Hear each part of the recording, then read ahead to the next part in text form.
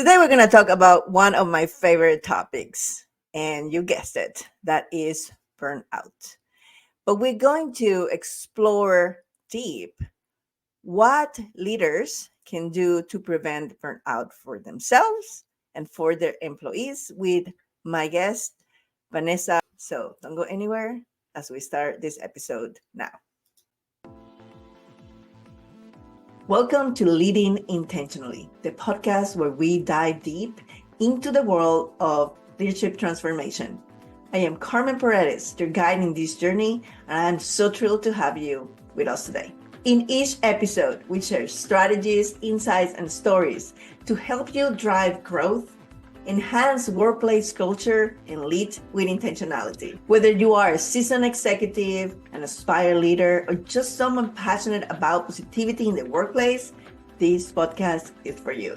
Each week, I'll bring you conversations with thought leaders, experts, and trailblazers that will share with you their insights, wisdom, and experiences so that you can apply these practical tips to your leadership journey. Get ready to explore topics like inclusive leadership, women's empowerment, effective communication, and so much more. If you're ready to lead intentionally and make lasting impact in your organization, you are in the right place. Let's embark in this transformative leadership journey together. This is Leading Intentionally. Let's dive in. Welcome to today's episode of Leading Intentionally. I have my guest Vanessa here with me. She's a leadership coach and success mentor, specializing in guiding corporate women to new heights in their careers. Vanessa's unique approach centers on the transformative power of inner work and self-awareness that leads to outer success. It's more than mindset, more than emotional intelligence, it's body intelligence. Vanessa believes that the connection from heart to mind is the key to unlocking your purpose-driven life, personal power, and authenticity. Welcome to today's episode, Vanessa. And French is not one of my strengths, so I'm gonna let you say your name because I probably butchered already. Oh, it's Poirier. It means pear Yes. tree. There's no way I can pronounce that. I don't know why that ours and the French is no. You think like because I'm Latin I should be able to do it? No, it's not happening. But thank you for tolerating that and welcome to the show. How are you doing today? Thank you. I'm doing super well. How are you? Great, great. It's great to have you again. Vanessa was a guest on uh, Living Intentionally, the podcast that I pivoted and transformed it and modified to be this what it is today. And it was a great conversation. So I thought it would be great to have her back because she helps women in corporate, which is many of you here today.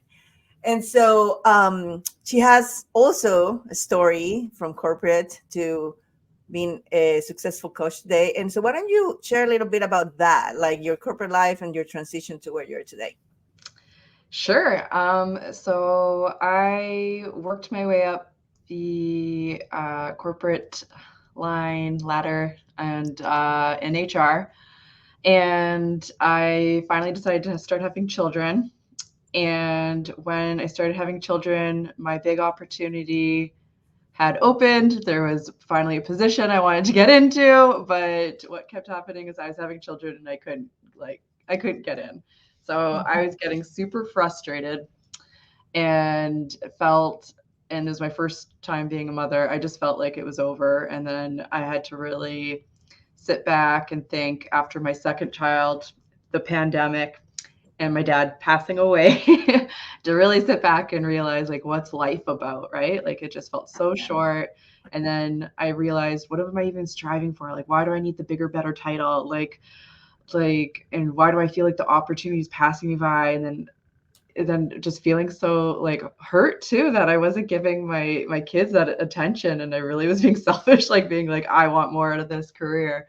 And I really had to think about my family dynamics. Like I said, my dad passed away, and what I wanted out of family. And so it all hit me right smack in the face. And I went on a journey like inwards, and I found a meditation group, and I started really slowing down, really viewing my thoughts and recognizing what was going on in there. Mhm. And It's being scary, isn't it? it is. Oh my gosh. Like one of the biggest things was just even you notice when you wake up, it's just a hurricane in there and it comes on loud and strong. Like you need to do this, you need to get this done. What about this? Don't forget that. And you don't realize like how badly you're talking to yourself. And so with meditation, that was definitely a way that I was able to calm down and notice and not identify with my thoughts. And then I wanted to get there even faster. And then I found a somatic therapist that was teaching these coaching tools that are like backed by science, neuroscience, and blending spirituality. And it just like really woke me up that like we could get there even faster by coaching people, slowing them down, getting them into their subconscious to hack that thinking mind that's happening in the back so that you can change the narrative and take a step forward into your ultimate truth and your purpose and who you want to become.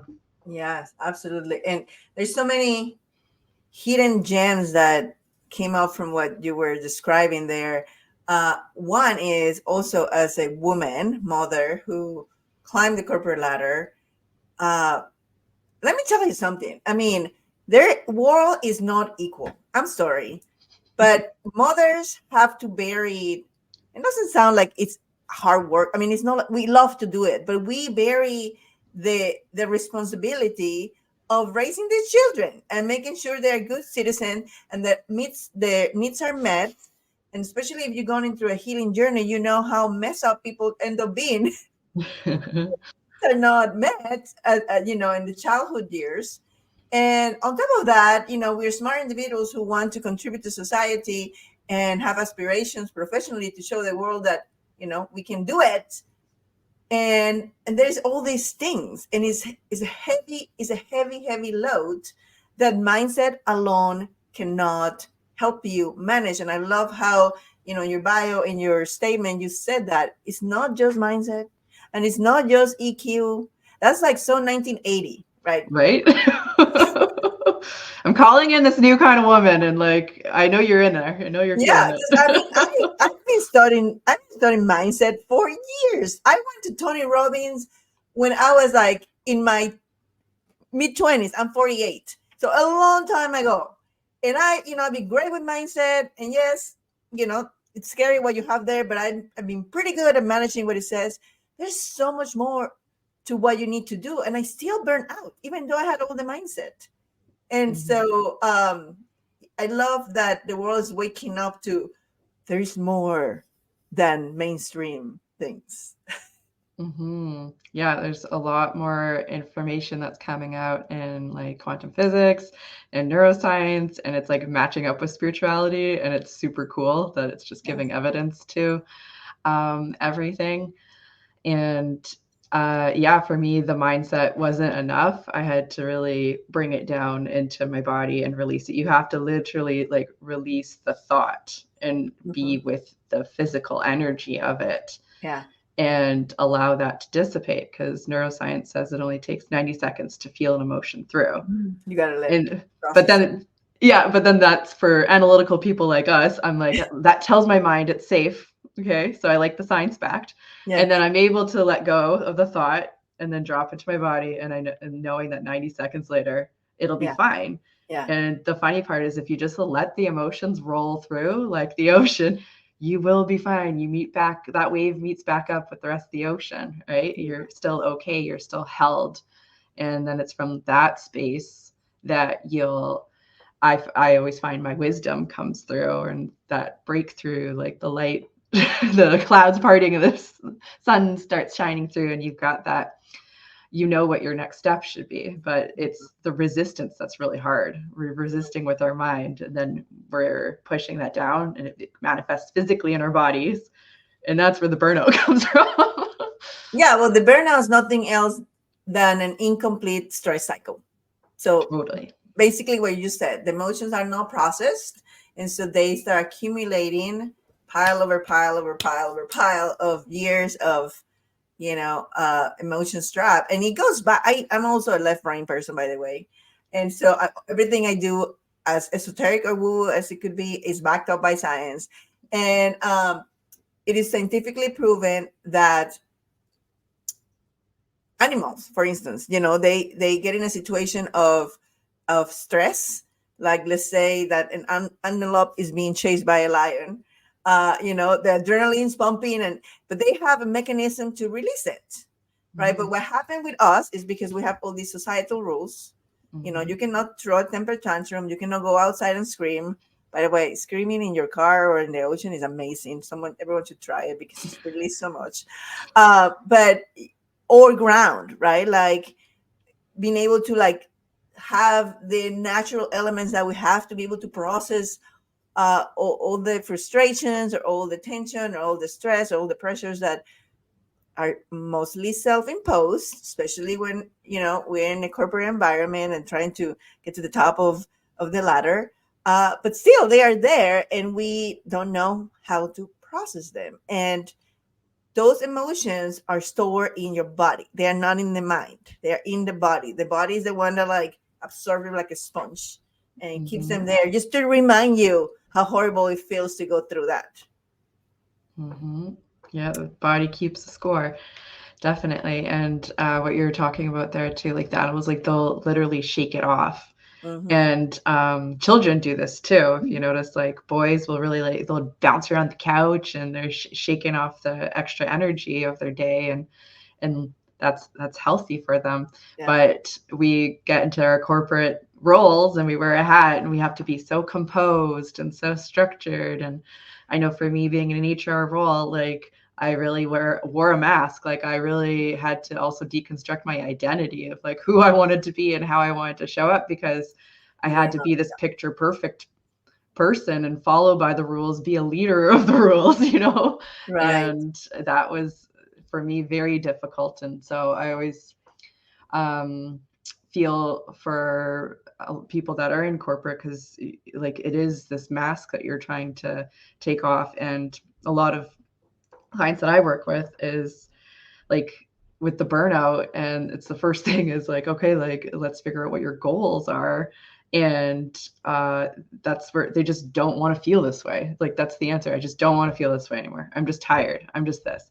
Okay, but what do you want to do? And they don't even know. Like, and that's the saddest part is they're like, I'm good if this just goes away. And they've lost the clarity. They've lost their purpose driven life. They they don't know, they don't have that direction, so then they're just staying in this like flight fight freeze kind of state, unable to make a decision to move forward. And but it's only we can only take the steps forward with some kind of goal or some kind of action. So you need that clarity to get out of burnout, because then that's where you start building your boundaries, right? Right. As someone who has experienced burnout twice, but the first time it wasn't so bad because I had a good leader, a leader who was compassionate and that helped me bounce back stronger and wanted to be like her. So that was a long time ago. And that was one of the models, which is kind of the point I want to make here. One of the models that I have to know what was to be a good leader. But then the last time I didn't have that kind of leader. So it was a totally different story. And the reason and what I want to bring here is like, please don't get to being burnt out. It's really horrible. It's not just being tired. um it's emotional pain, it's psychological pain. Your world crumbles inside and out. Your relationships are going to be affected, your finances are going to be affected, your health is going to be affected. It is a real thing. And now there are levels of burnout. And so, what I was hoping we can help our audience here is to have some practical tools, with the things that you teach, so they don't have to get there. Because, it's like inevitable almost. Like the way people live today, it's almost inevitable that at some point in their careers, they are going to be burned out. And so, let's give them the tools so they start applying them and hopefully prevent it. Mm-hmm. So when you work with your clients, and that like lack of clarity, that that indifference is what I call it, right? Like you become so numb to everything that's happening, that you become indifferent. That is a sign of burnout. When you don't care anymore, when you start being cynical, or when your temper gets really, really short fuse with colleagues, employees, or your family members, you should like really like stop and take a look inside. Like, what's going on? Right? Mm-hmm. There is something that's not right here. And that's how it starts. So when you're working with your clients and they're like, oh, I don't even know what I want. So how do you walk them through snapping out of that? Please. Snapping out of that, yes, definitely. So, what I bring it back to first is their values, and a lot of people are like, "Oh, okay, values, schmalues." Like you see them in corporate, right? Like your vision, your mission, your values, and it's funny how so many of us don't really recognize that we're not living in our own values, and it's like, what do you want out of life? And so when we start talking about our core values, and they can change from time to time, like you should review them probably every year. It's really about finding purpose and cultivating those values. So like for example, like mine are like connection, right? So if you really want to develop more connection and that's a value to you, then you want to just you want to try starting, how do you integrate that into your daily life, right? So really with intention, noticing how you can cultivate that connection and getting into action to step out of your way and do that instead of being stuck in your little familiar box, which feels like it keeps you safe, but you're not growing there, right? And you're not getting what you want. And it's really hard when you're burnt out too, because you feel like you don't have any more to give or anything else to do. But your gas tank is an empty and about to need someone to push you because you have no gas and there's no gas station in the site. And it's hard for people to look at that way, but you're just reprioritizing your life, right? So if we're going to pick out like your 5 values and we're going to start striving towards that, it's amazing, like the little steps that you take, that you start cultivating that, and then your life actually changes. And so that's just the start. That's the starting point. And let's talk about being truthful to your values, because I used to say that I value freedom my entire life. I love freedom. Well, you should have looked at my calendar, and there was nothing that spoke freedom in any day of the week, at any time, month of the year, at any time. There was no freedom. I was a slave to a schedule that, sure, I had a job, but I almost like overcomplicated my life because I was looking subconsciously, not, in my clear mind. I was subconsciously wanting to be busy to numb other things that weren't so well managed in my life. And so if you say you value connection, it's like, what are you doing to connect with the people that matters? If you say you value health, what are you doing? Are you going to the gym, or are you eating healthy? Like walk your talk, right? Like start audit your life and say, are you really valuing this? Because that's how you feel disconnected with yourself, right? Is when you don't even keep promises to yourself.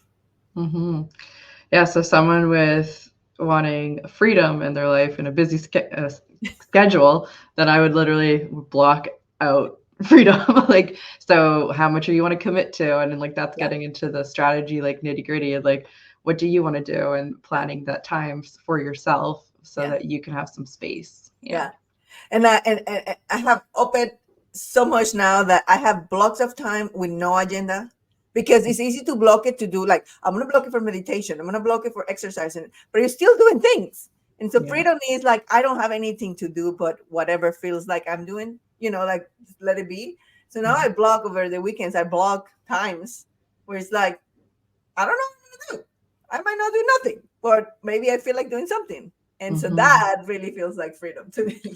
Yeah. And I could tell because you're like that that energy, just like you're like, yes, I get to do nothing, and it excites you, so it's Yeah. pulling you forward, and like that's exactly how you want to block that out, because you're like, I'm going to do nothing, and I'm excited about that, and then you get Yeah. to soak into that feeling of that's freedom for you. Yeah. And so you're cultivating more of that in your life because you're tapping into the feeling, and that's Yeah. tapping into the body. Yeah. Let me ask you a question. Do you use human design at all in your practice? Yep. Yep. So one of the ways I explain human design to people is like the benefits. Like for me, it gave me permission to be me. Like one of the things in my design is that I don't have energy.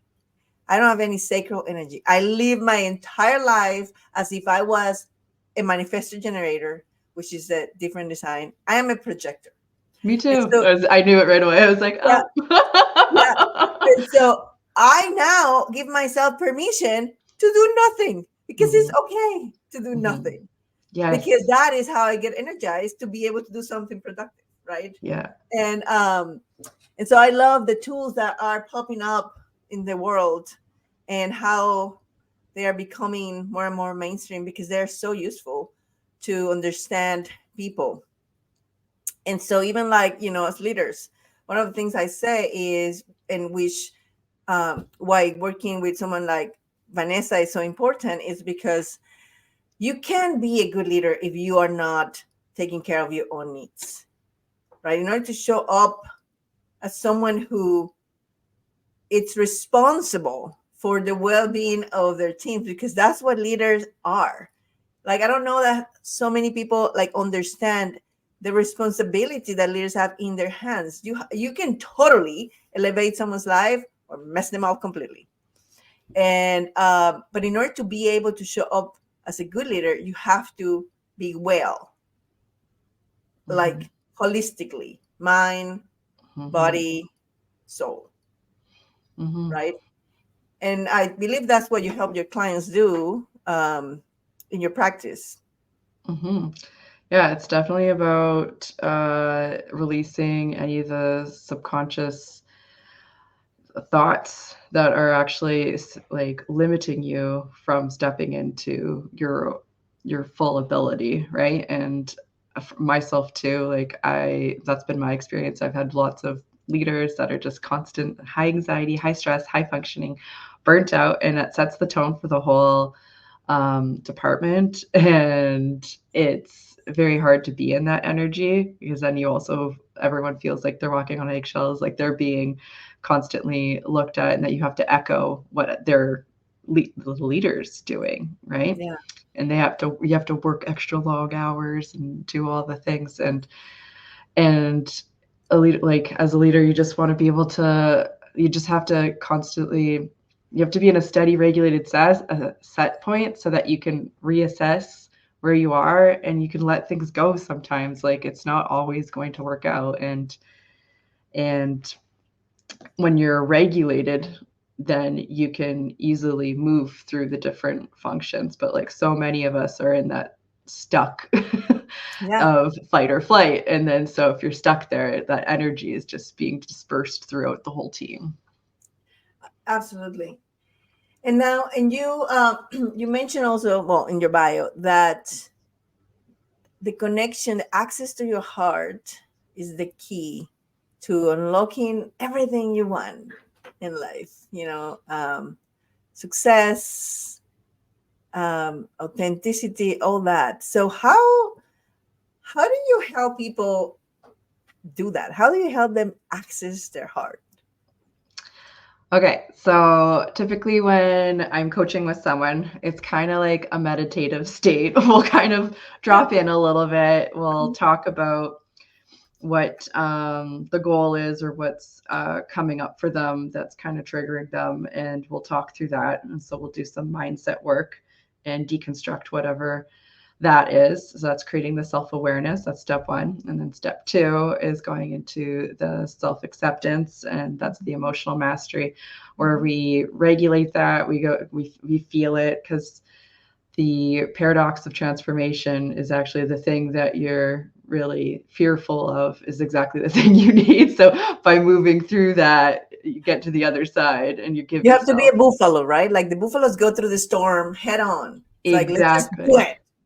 You go through the storm, but you get to do it with support, right? And that you support people, and it's so hard. Like a lot of the topics we discuss, like aren't things you're gonna discuss with your partner and not gonna discuss with your boss. You're like, and it's you get very intimate with people, right? And so once you move through that, like we said, it takes the 90 seconds to feel the emotion, and it comes through. Your wisdom, it's like a parting, like it literally is there, and you'll feel intuitively.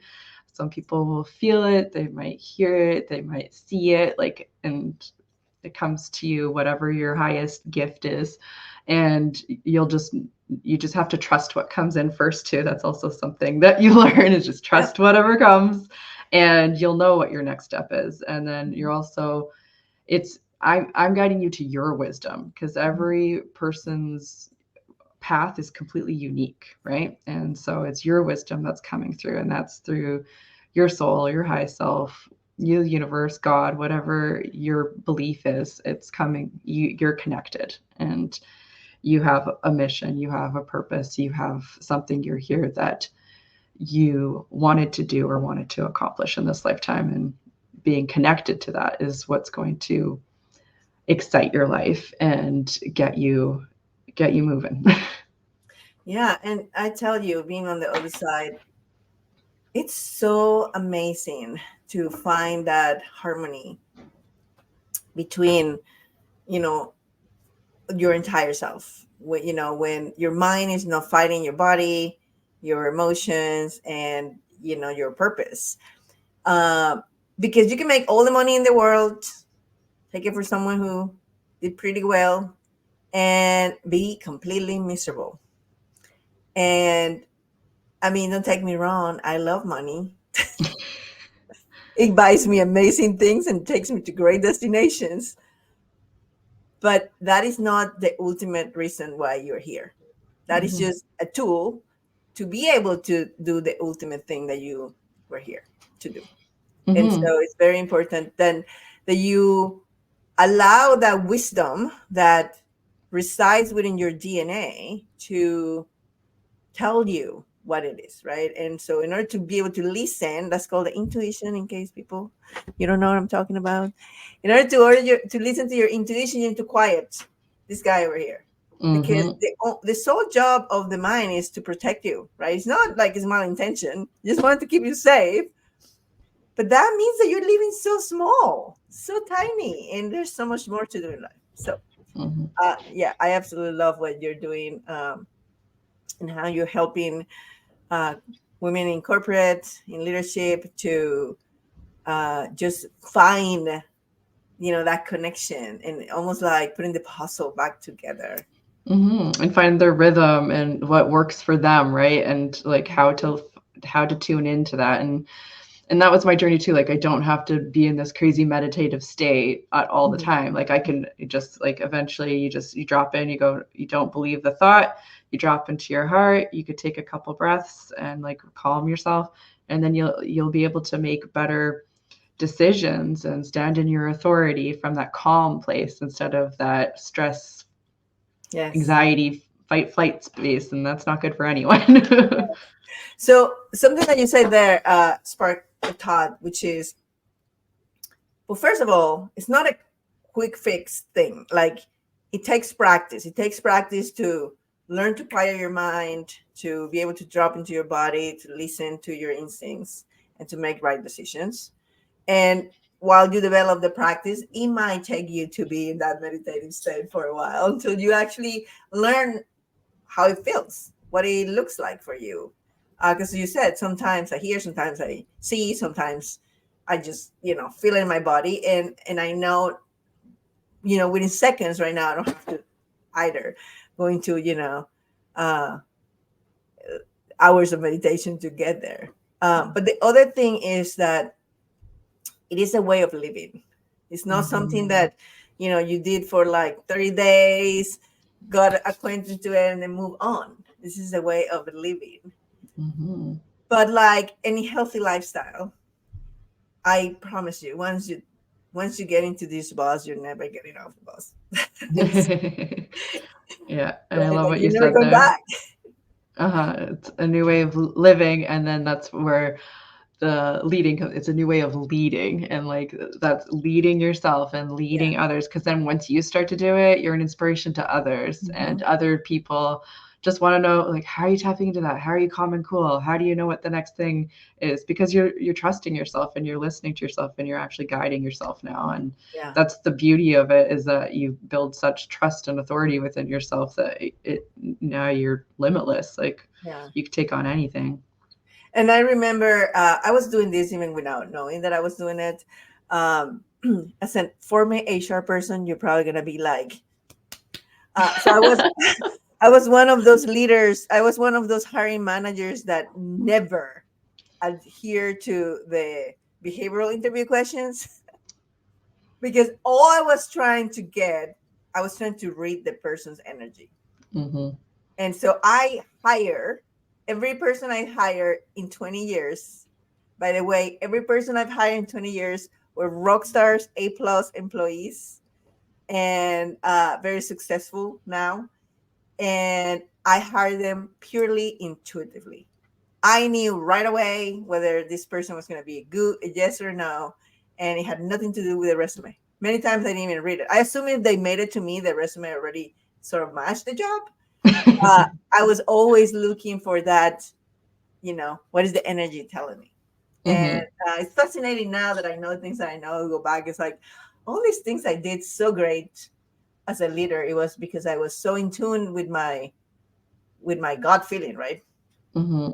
Yeah, and I think that's why it's been such a journey for me, because I think that's like the part where my body was saying like no, where it was difficult for me was that I had to stay with that structure, and it was like you Mhm. have to have, like, it has to make sense on paper, it need to be Yeah, like facts, and I was like, but like then you're totally disconnecting from yourself, like there yeah, is no intuition in it, and I think that's what bothered me. And I don't know. I think Simon Sinek talks about it. Just like one of the factors that we don't assess a lot of the time in leadership is like trust. And it's like, how do you measure trust, right? Mhm. In an interview, like you can't. And there's so many other elements, and like trust is so important. Yeah, Like, and but you measure it later on with like with your teams and stuff, and like asking feedback from the teams and how much trust they have in their leader. But yeah, it's just something that's hard to do. And like trust is such a big factor in leadership, and like being able to lead people, and trust in yourself too. mhm, yeah.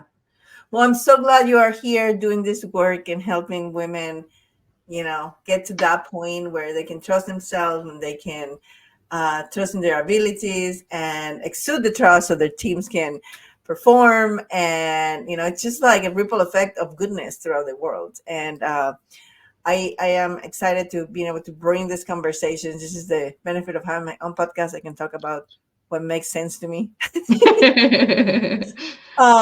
with amazing guests like you. And so thank you for that today. Is there anything you want to say just to like wrap it up and close? Why don't you tell us where to find you and what things you're working on and how can people get a hold of you?